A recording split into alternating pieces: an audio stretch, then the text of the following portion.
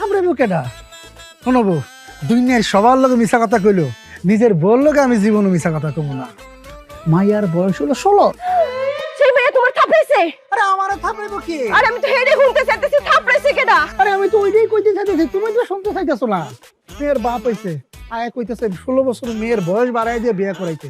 আমি কইলাম আমি গাজী খা জীবনে এরকম অবৈধ কাম করতে পারবো না। আমি মাঝখানটা কি মান কাছে এবার মধ্যে আছি ভাই, বিষয়টা খুললা আপনার কইতেছি, আপনি বুঝবেন। আসলে হয়েছে কি, আমার শাশুড়ি আমার ডাইকে কইলো কি বাজান, আমি যাওয়ার সময় আমার মেয়েটারে সাথে দিয়ে দিও। আমি বললাম আম্মা আপনি একদম চিন্তা করেন না, আমি নিজের হাতে দিয়ে দিব আপনাকে। উনি যা বুঝার বুঝছে, উনি বুঝছে আমি নিজের হাতে দিয়ে দিব আপনাকে।